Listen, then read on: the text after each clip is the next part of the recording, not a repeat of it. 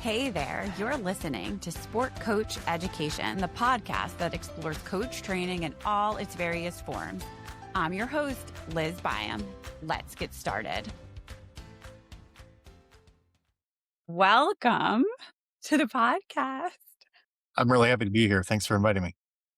We usually have people start out telling me about their athletic and coaching journey. Okay. Well, I was a high school cross country athlete and I had some modest success at the smaller division level in Michigan. Did pretty well at the conference level for the conference I was in. I ended up being all state my senior year. Went on to run Division III cross country where I was part of a 3-time conference championship team my freshman through junior year and was all conference those years. Never made it to the national level, but after my sophomore year, I stopped getting better.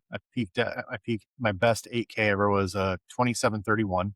And I ran a little bit slower each year until my senior year. I actually ended up falling out of the top 7 and spent the last cross country race of my career watching the NCAA regionals in Minnesota. I watched all my teammates run an epic cross country race in ankle deep snow.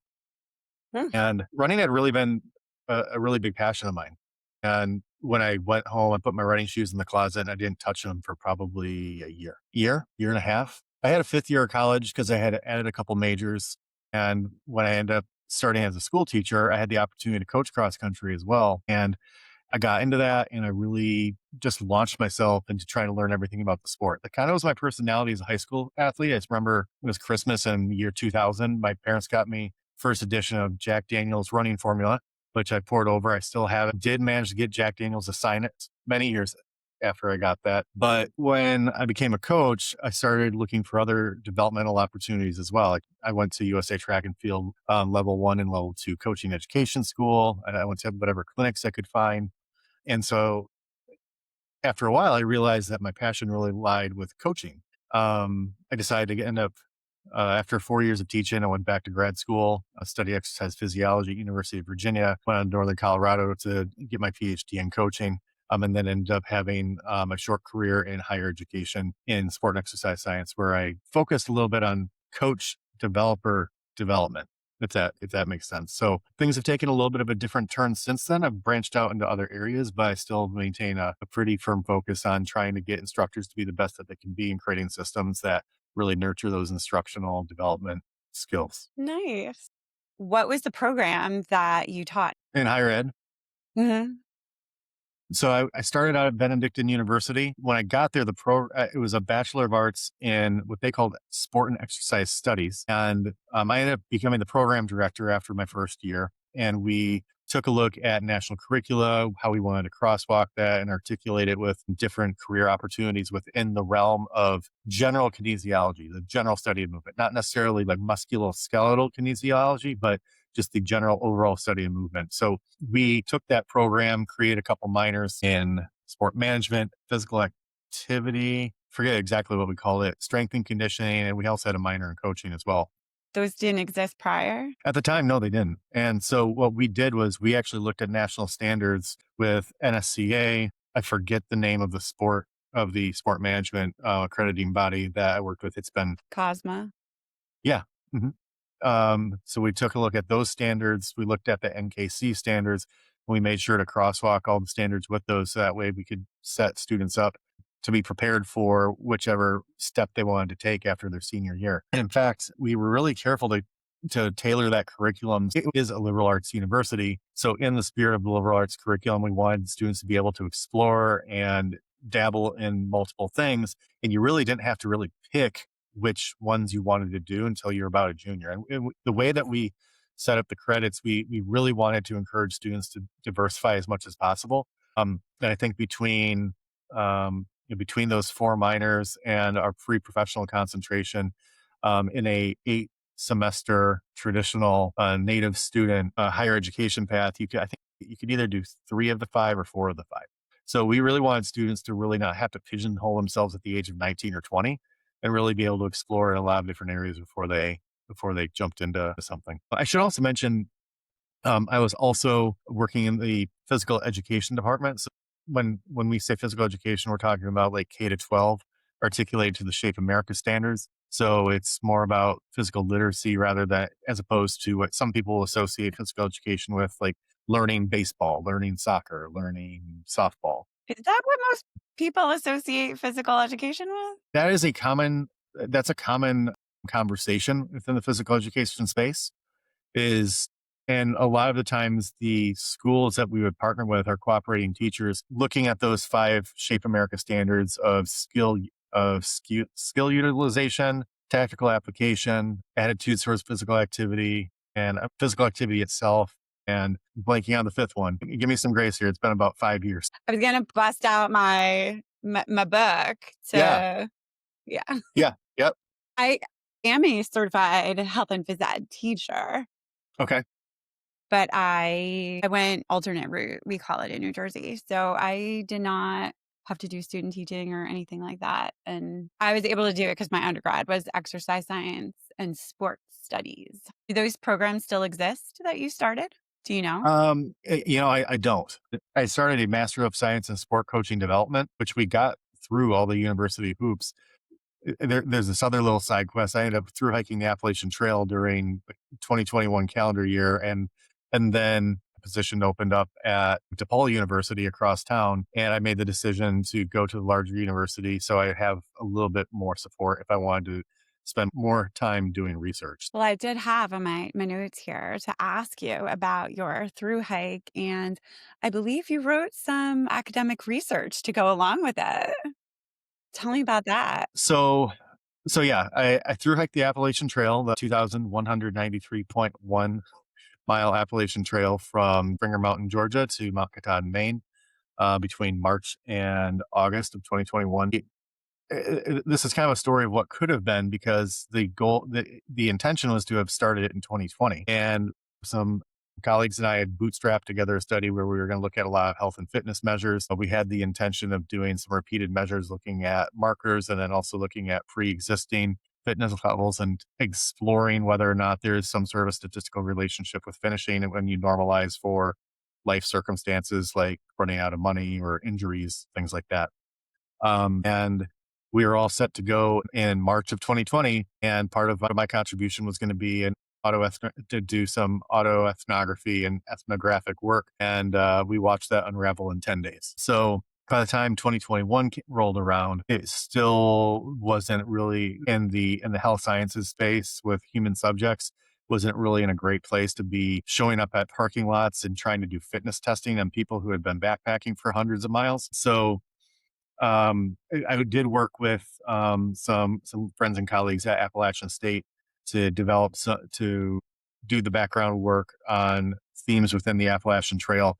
The bulk of the credit for that study absolutely belongs to Appalachian State. Kim Pajeski and her team, great people. They really focus on sports psychology, so they're looking at the mental toughness aspects of the Appalachian Trail. So I was fortunate to be included as part of the research on, so particularly a lot of the background research on that. But when it came to data collection and primarily the analysis, I want to make sure I give them the credit because they really did the bulk of the work. But it was really exciting to be able to take something that was it's really not it's not examined very much, and I think a lot of it has to do with the logistic feasibility of conducting studies like that. Plus, when you're looking at some sort of studies, people like things that are clean and neat.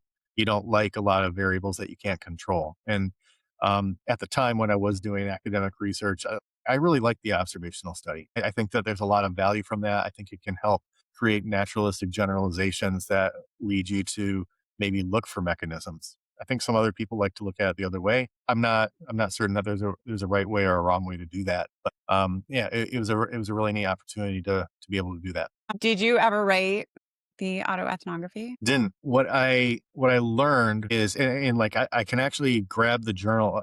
I had it's funny that you could do all the research in the world when you're going to go out on a trek like that, and everything makes sense on paper, and you get out there and you're like, what am I doing? Isn't that part of the reason you do it? Yeah, I absolutely think so. Because I had like 100% made a spread. I'm a big fan of training cycles, understanding that the training emphases may change and your workouts are going to adjust as the person adapts and evolves.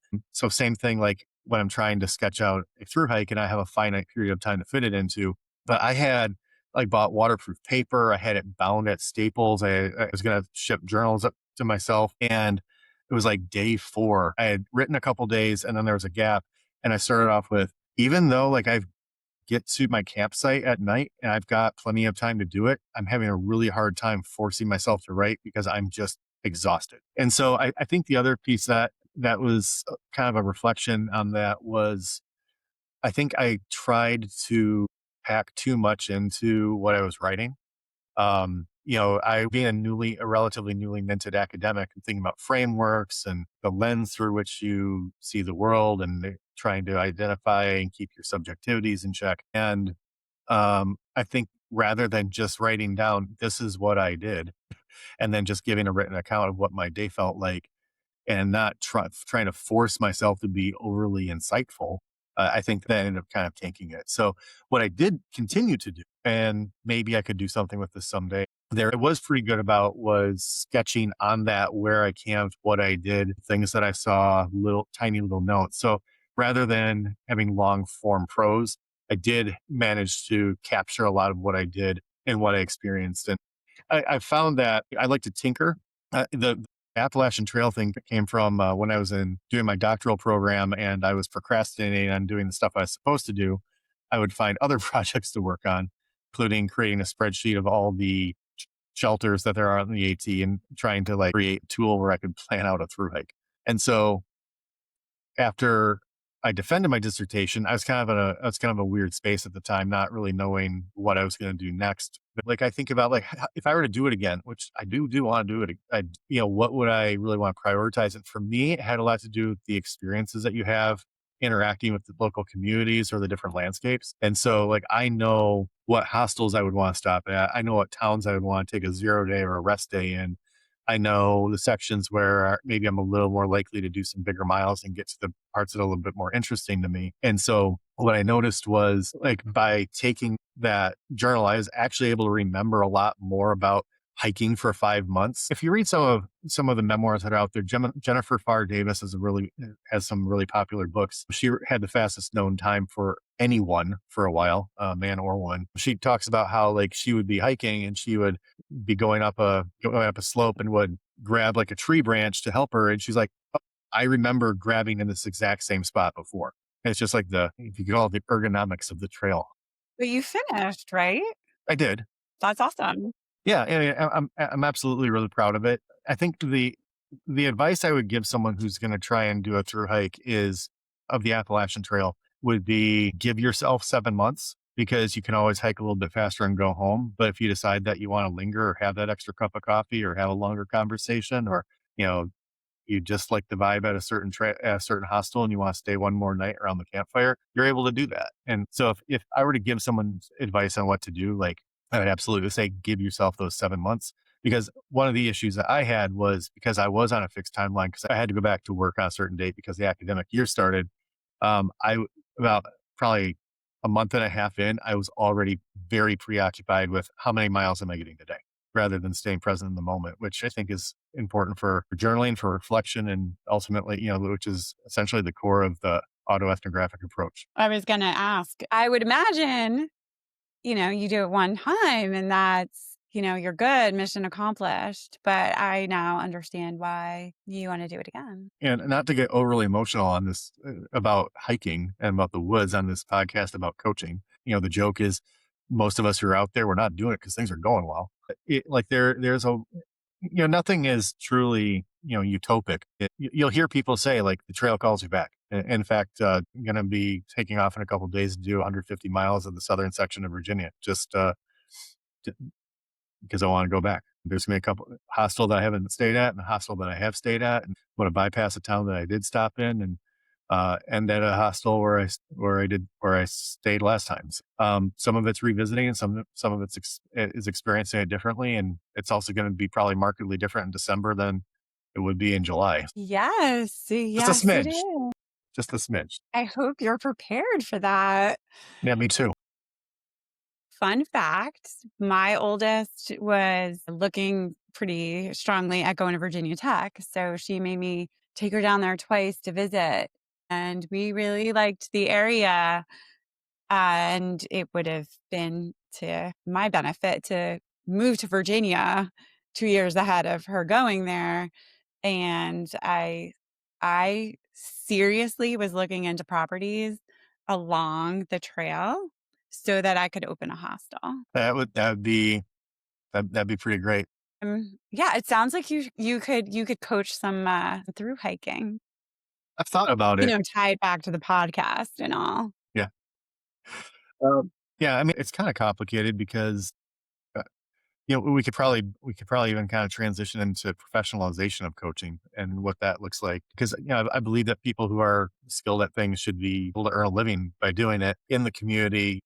You'll hear common themes of, well, they're just doing it to make money. And so it's a really careful line that you have to toe if you want to offer some of those, because there can be some pretty boisterous critics that will single people out who they deem to be preying on people, I even get though, like, it.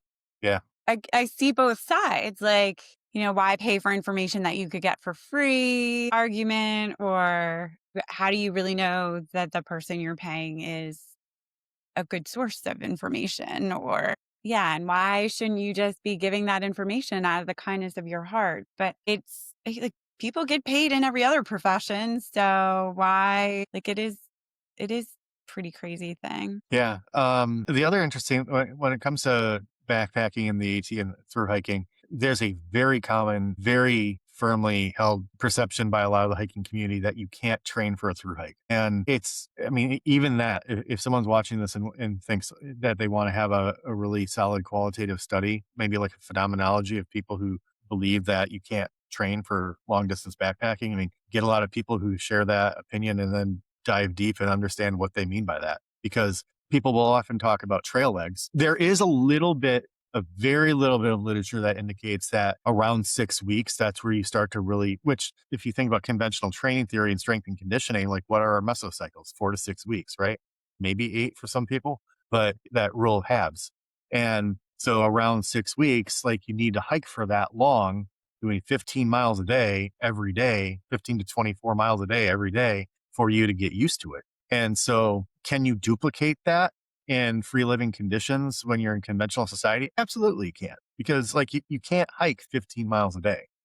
So, but can you do yourself some favors by being a little Oh bit more yes, aerobically fit? Can you do yourself more favors by trying to be of a healthy body, being of a leaner body composition? So it's a little bit easier to move. I think so.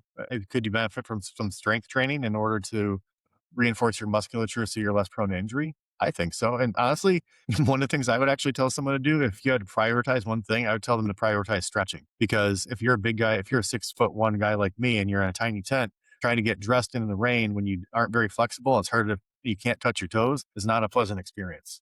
okay, so it's really a matter of semantics. What word did you say? People say you can't train for it, right? You said train. Yeah.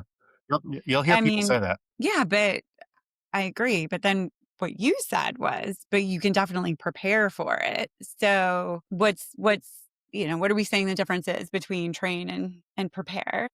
I mean, I think in coaching in general, there's a notion of like, do you want to be effective or do you want to be right?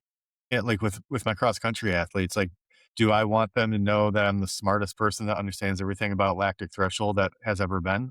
I mean facetious, but it doesn't matter if they believe that I know everything about the scientific mechanisms. What is important is, are they getting better? Are they getting closer to their maximum potential for the time period in which I have them? Are we being competitively successful? So I think like, And are they having fun? I know you meant to include yes, that one. like what I'll tell coaches and tell coach developers is your job isn't over until your athletes are happy, healthy, and improving. Happy, healthy, improving. Like that trifecta. Two of the three is not good enough. Has to be all three of them. Absolutely. Like I would say, like particularly in youth sports, youth and junior sports, like one of the best measures of a coach is what's your return rate. How many of those athletes are going to come back, whether it's to you or to the next coach? I mean, I would also tell people like one of your main responsibilities as a coach is to prepare them for the next coach. Be okay with them outgrowing you. And so absolutely that retention, that enjoyment, them wanting to being happy with what they're doing, 100%. Okay, wait. So I like this line of reasoning to prepare an athlete for the next coach. Would you say that you and that next coach who you might never meet or have never met have to be somewhat on the same page? How do you prepare them for? I think it depends. I don't know if there's a hard set rule. I think it sounds good that you would have a seamless transition from coach A to coach B, like the natural transition that you can think of as high school to college. I think it It would could be make, smaller. It could be like freshman team to JV yeah, to varsity team. mhm, I would say yeah, in that situation, absolutely. you would know the other coaches. Yeah. My mind was still stuck on cross country and track, where oftentimes you're going to have the same coach freshman through senior year. But when you talk about different types of sports like basketball, soccer, volleyball, yeah, I would say in those cases, intra institutionally, and you're trying to develop your athletic department as an administrator, do you want to have an overall program where your freshman team complements the JV, complements the varsity? I'd have to say absolutely. So I think that would be an instance where, yeah, you do want to have a common philosophy within the institution.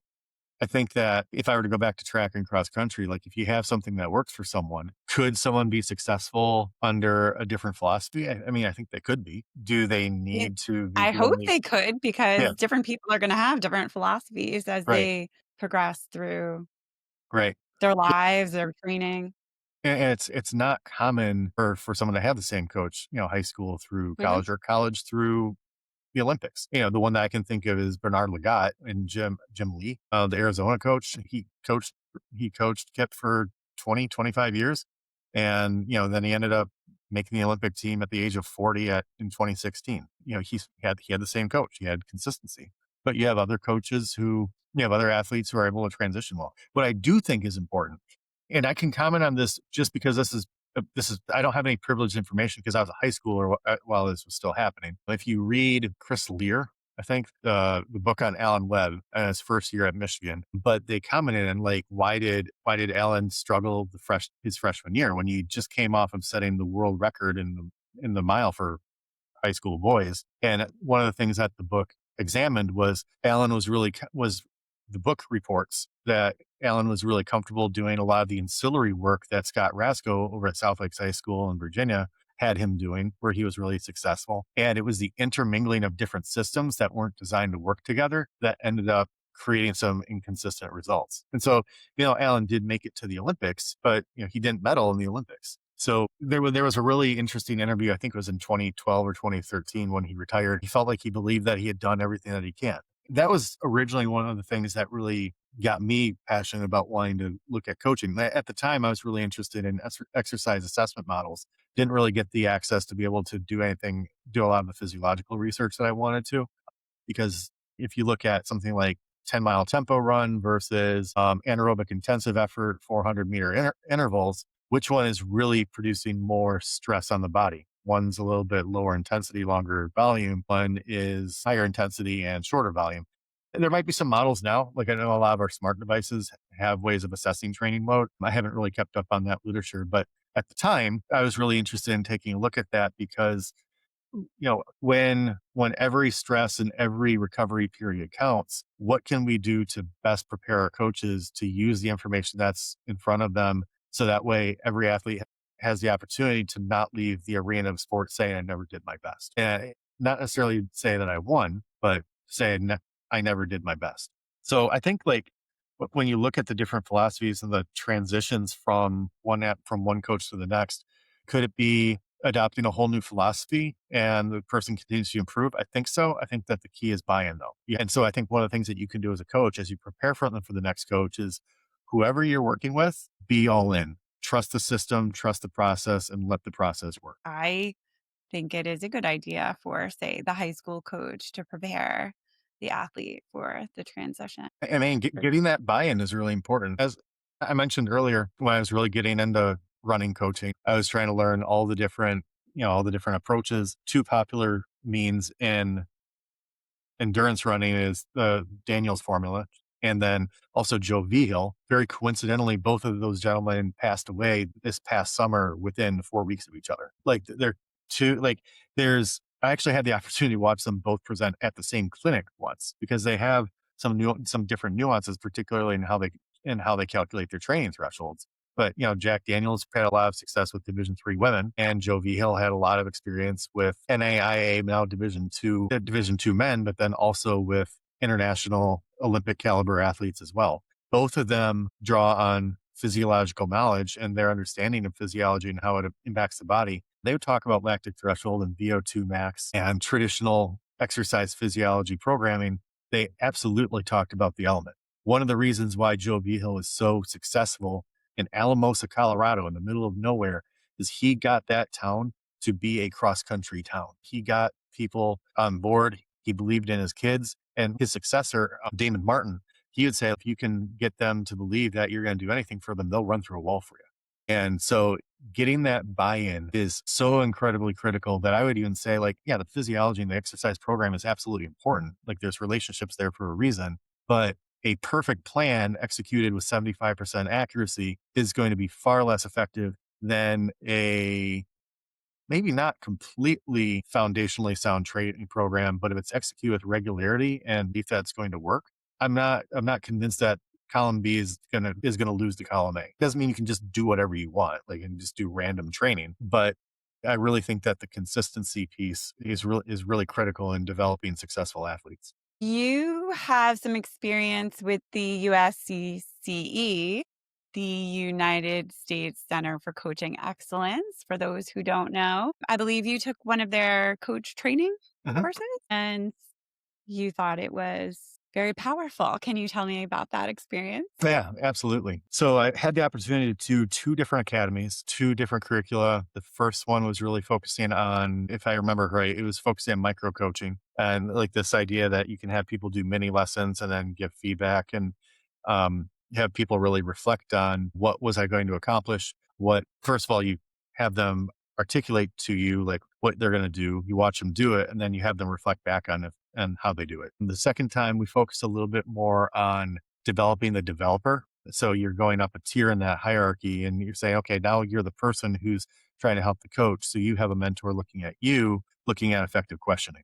What I really believe about that curriculum is that it takes a lot of pedagogical practices and it packages it in a way that makes a lot of sense to implement. I personally like frameworks. I will, when I'm teaching, whether it's in a fire academy or at a university, I actively think about self-determination theory as a way of trying to create a motivational environment. Some of the best experts in motivation will tell you like, yeah, there's a lot of other complex ways to do it. And like, sure, I'm not gonna be able to pack all of that into my approach.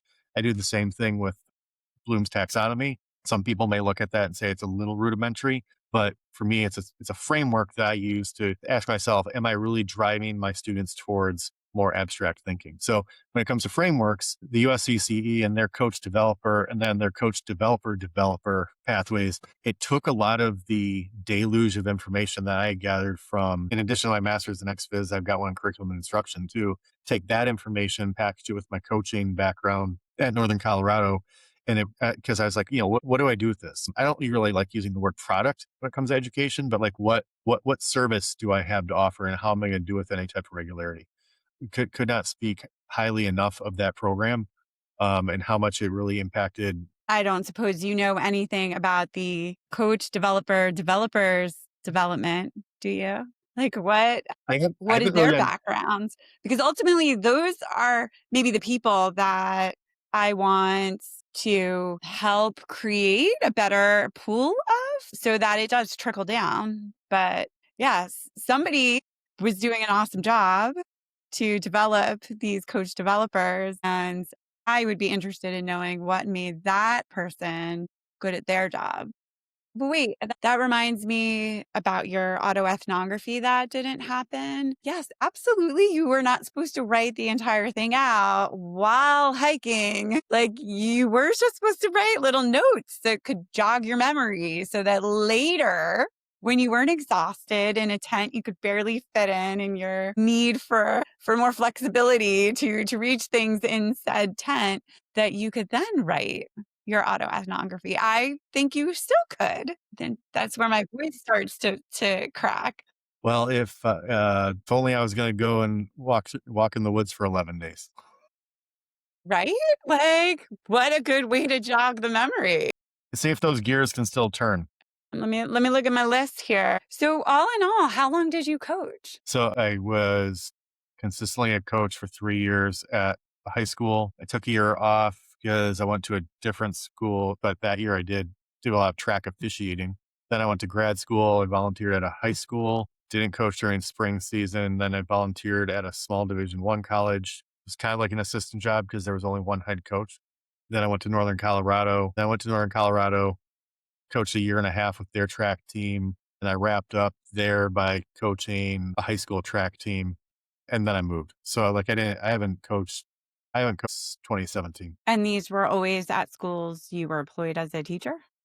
Like, I mean, well, no, because the two times I volunteered as an assistant, it was a high school in the town where I was going to university. And what keeps you from volunteering as a coach today? Currently, it's time. My workday goes until 4:30.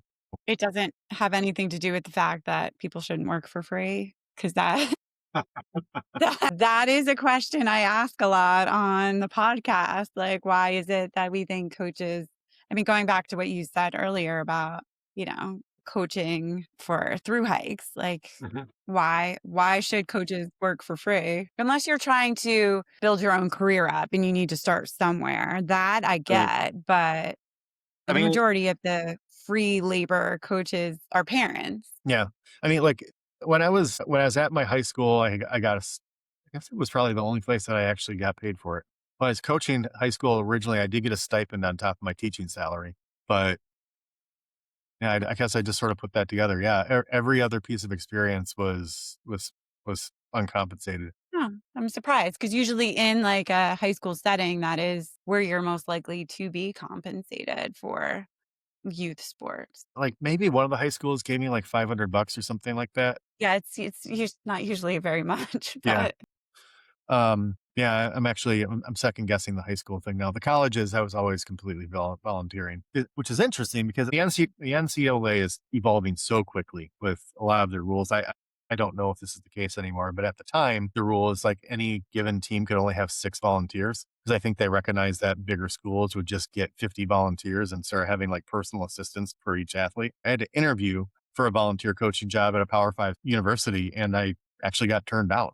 The feedback I got was, "Hey, look, I mean, we enjoyed talking to you, but we're not really sure you're able to commit to what we need." And like, holy cow! And what I haven't said is like, I really wanted to get into college coaching, and for whatever reason, the pathway where I went, like, I just didn't end up developing the network to be able to land that first job. And it's very much a network where are a graduate assistant first, or then maybe you get like the assistant coaching job that's on a part-time salary, but you're working full time, and then you get the better assistant coaching job. Then you get the small school head coaching job, but then you go back to assistant coaching at a bigger university, and it's very incremental and it's very iterative. And so the lesson that I learned was like you've really got to just make the best decision with the time that you have and be really surgical in your approach. Just sitting here grinning about how my hopes and dreams died at the age of 34 or whatever it was. what about your work with USA USA Track and track and Field? field. Yeah.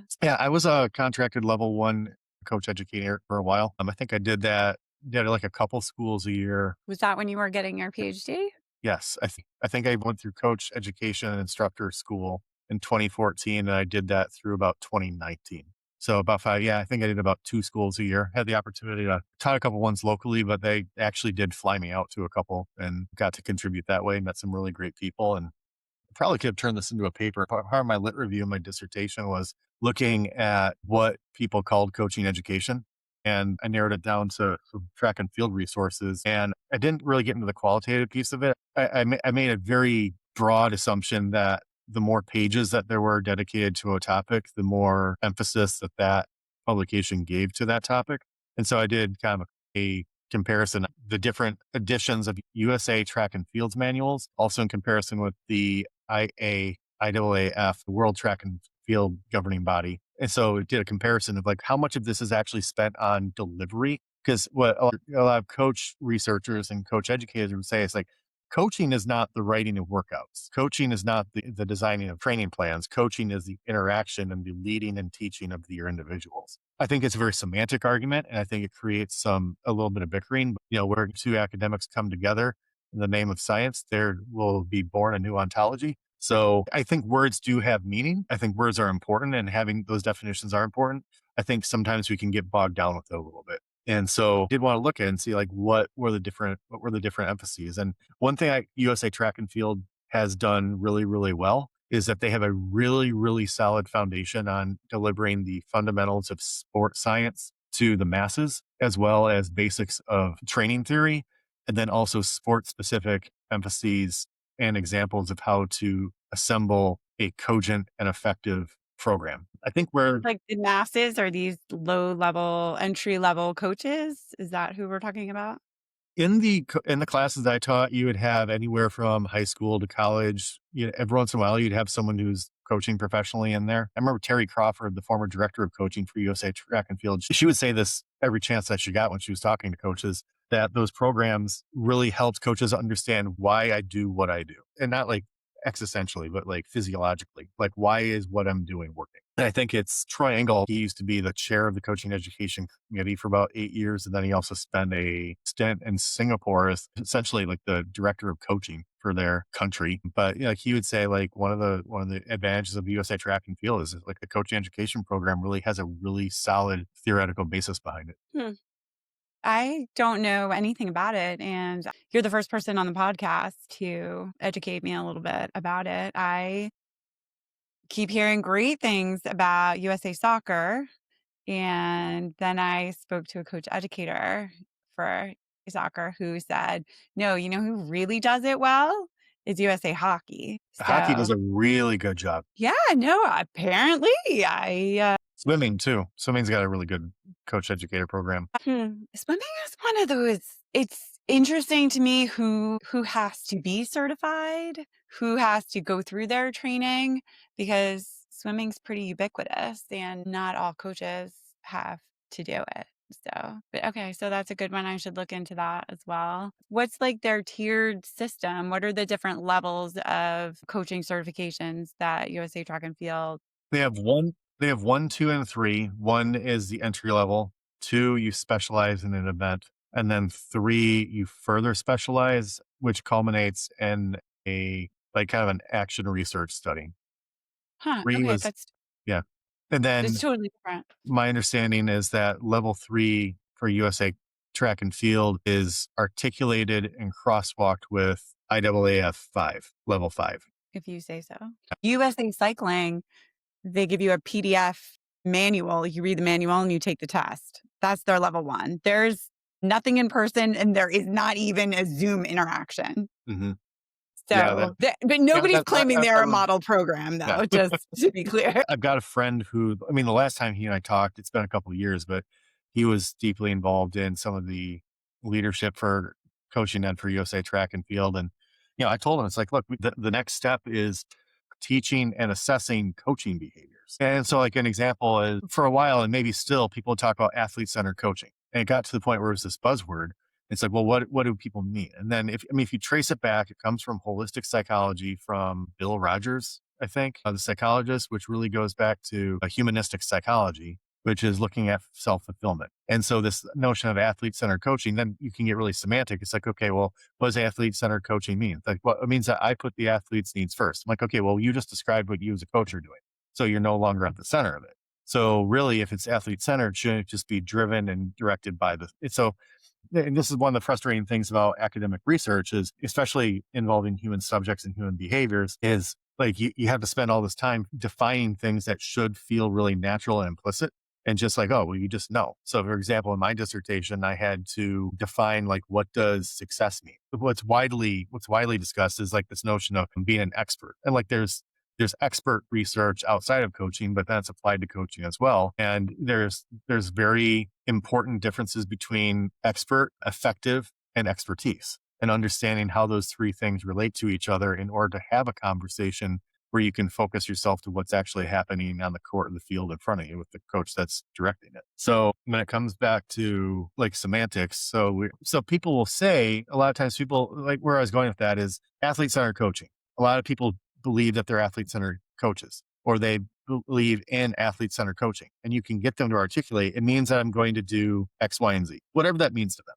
And then if you go out and you watch them do it and you say, okay, I want you to give me 3 things that you're going to do as an athlete center coach during this training session over the next 90 minutes. And you go out and you observe them and you start looking for examples and you look for evidence that they accomplished their own personal coaching objectives, not the learning objectives for the students, but their own objectives they have for themselves. And what you can do is you can get people to reflect back on it. And a lot of times people will say, this is what I'm going to do. And then they'll revert back to maybe more authoritative models, or they'll say that they want to do one thing, but they'll actually do another. Doesn't mean they're a bad coach. Doesn't mean they're a bad person. Doesn't mean that they're dishonest. It's human nature across a wide range of areas where people know what they should be doing, but when they get into the thick of it, they revert. In fact, I think that's one of the things that really relates to expert coaches, whether it's Pat Summitt or Urban Meyer or Nick Saban or Damon Martin, that those coaches, they're so remarkably good at naturally knowing what their philosophy is and aligning every single thing that they do with that. How do you know it's natural? It could just be practiced over time. It could be. I mean, if in fact, if a behavior is repeatable, it's demonstratable. If it's demonstratable, in theory, it should be learnable, right? So, I mean, yeah, I mean, absolutely. I think that there are some people that just naturally do it well. I think that there are some people that potentially are able to develop it through reflective practice. And reflective practice is absolutely a very popular idea of like, what can a coach do to align themselves with the coaching practices that are most important to them and what they believe are most related to their athletes being successful? Funny, over the weekend, I was working on a paper and I skimmed a couple articles that were very critical about reflective practices Hmm. in coaching, and that it has basically just become a not free for all, but it's overused. Yeah, I mean, there's note cards and there's all sorts of different methods of it. I'd be interested to take a look at that article to see like if they're criticizing the tool, they're criticizing like the different directions, if they're questioning the overall applicability of the framework and the basis. Wish I could remember. I ended up taking it out of my paper. Do you think you could coach another sport? Do you think you could coach any sport? I tried coaching the throws. I've got a level 2. I did the level 2 program for USA track and field coaching in throws. So wait, you're telling me that you can get certified to coach something and then still not be good at it? Yes, Yeah. absolutely. That should be a whole point of discussion. My experience with that was I think you have to look at how you set your coaches up for success, which sounds like a thinly veiled criticism of different people and the organization. And that's not what that is. No, I was going to say it sounds more like just jargon, but set somebody up for success. What does that look like? I think you need to take a look at basic principles. A coach who's going to be there for every workout is going to be a lot more effective than a coach who's there for half the workouts. Mm-hmm. One of the schools that coach throws at, like I was there like essentially half time. So in all fairness, there could be a barrier to getting that buy-in. That just means it was situational. That doesn't mean what Yeah, I'm hearing is that in a different situation, you could have been a very effective coach. potentially. And I think there was one year where I was coaching some college age athletes in the throws. And the training that we put them through resulted them in PR for the first time. And I think it was like 2 or 3 years. It wasn't huge, but they got there. And there was a dynamic on the team where a different assistance coach had a boyfriend who was a throws guy and well-intendedly like was pitching this person, oh, well, this person has all these years of experience and has all that. I'm like, that's great. But at the end of the day, who is assigned the role of coach? Which program are you listening to, column A or column B? And my experience in the year following that was that I could see my athletes getting pulled in 2 different directions. Do I listen to this guy or do I listen to this guy? And I could understand why, but I think one of the challenges that we had was the leadership that we were working with, rather than making a firm decision saying, this is the decision maker, wanted to sort of make everybody a little happy. I want to be really inclusive, have everybody work together. And it ended up in a lot of conflicting messaging.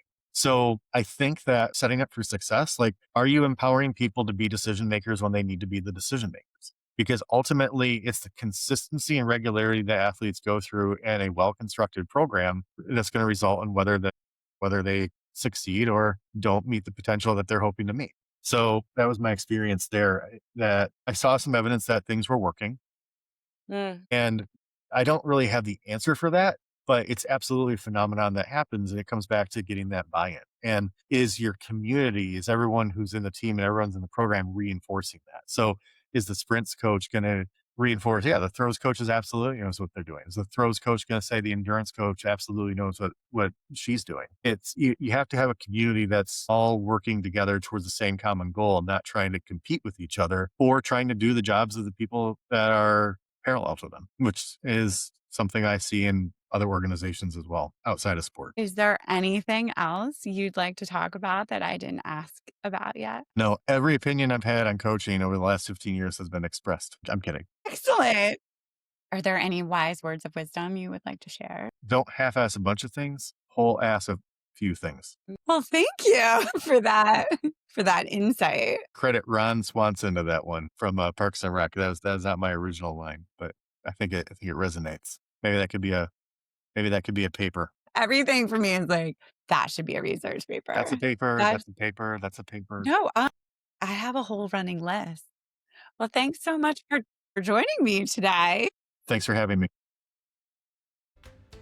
Thanks so much for hanging out with me today. I hope you're walking away with some new knowledge and something to reflect on. And if this episode resonated with you, please consider sharing it with a friend or subscribing on your favorite platform. Until next week, take care and thanks for listening to Sport Coach Education.